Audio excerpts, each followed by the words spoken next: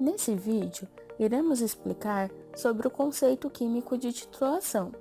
Mas então, o que é titulação?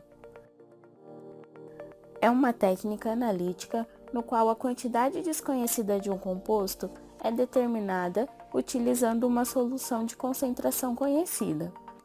Em outras palavras, titulação é uma análise química quantitativa, também chamada de volumetria ou titulometria. O tipo mais conhecido é a titulação ácido-base ou neutralização. O uso de indicadores de pH nesse processo é útil para determinar o ponto final da titulação, indicando que toda a amostra reagiu. Nesse vídeo, a técnica de titulação escolhida foi a de alcalinidade. A alcalinidade total de uma água é dada pelo somatório das diferentes formas de alcalinidades existentes, ou seja, é a concentração de hidróxidos, carbonatos e bicarbonatos expressa em termos de carbonatos de cálcio. Em suma, a alcalinidade mede a capacidade da água em neutralizar os ácidos.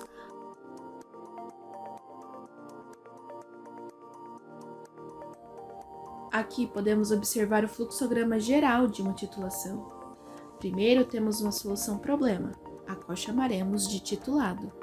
Deve ser feita a transferência de uma alíquota do titulado para um Erlenmeyer, e a ele também adiciona-se uma solução tampão e um indicador. Em segundo, teremos uma solução de concentração conhecida, a qual chamaremos de titulante. Deve ser feita a transferência do titulante para a bureta. E por último, pipeta-se o titulante no titulado, até atingir o ponto de viragem que será detectado pela mudança de cor.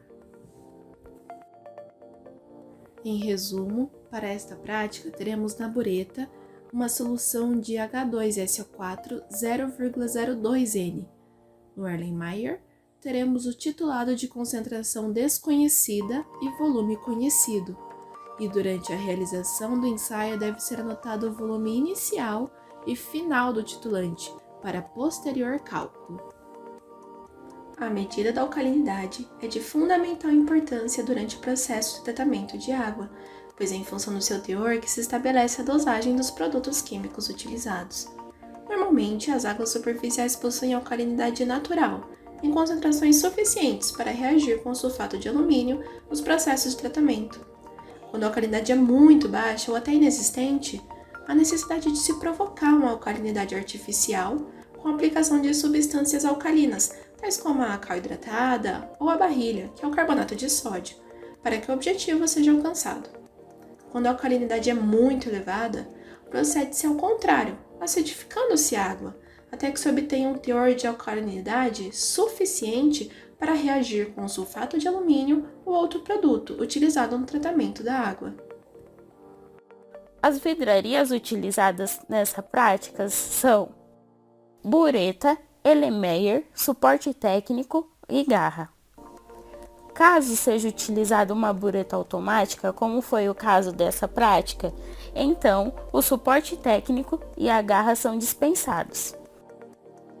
Já os reagentes utilizados são o verde de bromocresol, uma solução de ácido sulfúrico 0,02N, uma solução de tiosulfato de sódio 0,1N e uma solução de fenolftaleína 1%.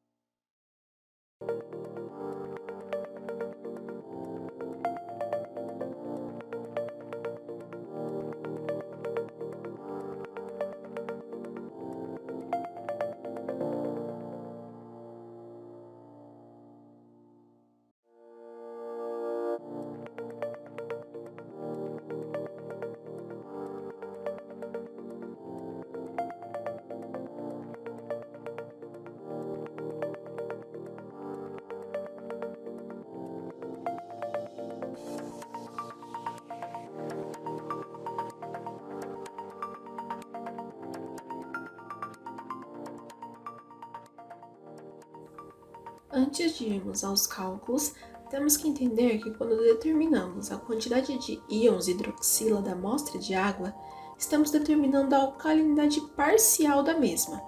E quando somamos este valor obtido à quantidade de íons carbonatos e bicarbonatos, temos por fim a alcalinidade total da água. Nas reações envolvidas, temos os íons hidroxila, que reagem com os íons H+ do ácido, produzindo água. Ao mesmo tempo, os íons carbonato também reagem com outra parcela dos íons H+ do ácido, produzindo íons bicarbonato. Sabemos que essas duas reações aconteceram por completo pela mudança de cor proporcionada pelo indicador de fenolftaleína, que tem seu ponto de viragem entre o pH de 9,2 e 8,2. No segundo momento, os íons bicarbonato reagem com os íons H+, produzindo ácido carbônico. E observamos que a reação foi completa pela mudança de cor proporcionada pelo verde de bromocresol, que acontece numa faixa de pH de 3,8 a 5,4. Chamaremos o volume de solução de ácido sulfúrico 0,02N, titulado até a viragem da fenolftaleína, de volume 1, e o volume titulado na viragem do verde de bromocresol, de volume 2. A soma de ambos será o volume final da titulação. Como visto no vídeo, temos que o volume 1 é de 0 ml e o volume 2 é de 2,03 ml. Como esse volume foi nulo, já podemos dizer que a alcalinidade de hidróxidos é de 0 mg de carbonato de cálcio por litro. Para iniciarmos os cálculos da alcalinidade de carbonatos e bicarbonatos, temos que a concentração de ácido sulfúrico vezes o volume em litros utilizado é igual à quantidade de mols de ácido sulfúrico titulado. Fazendo a substituição dos valores, chegamos ao resultado de 4,06 vezes 10 a menos 5 mols de ácido sulfúrico. Como a estequiometria da reação nos diz que os produtos reagem numa proporção de 1 para 1, temos, portanto, 4,06 vezes 10 a menos 5 mols de íons carbonato. Essa quantidade de mols está presente no volume de 50 ml de amostra de água, que foi o volume utilizado. Como queremos chegar em um resultado por litro, faça uma simples regra de 3, que resulta em 8,12 vezes 10 a menos 4 mols por litro. Recapitulando o que foi dito no começo desse vídeo, o resultado da alcalinidade é dado em miligramas de carbonato de cálcio por litro. Por isso, multiplicamos o resultado obtido pelo peso molecular do carbonato de cálcio, que é 100 gramas por mol.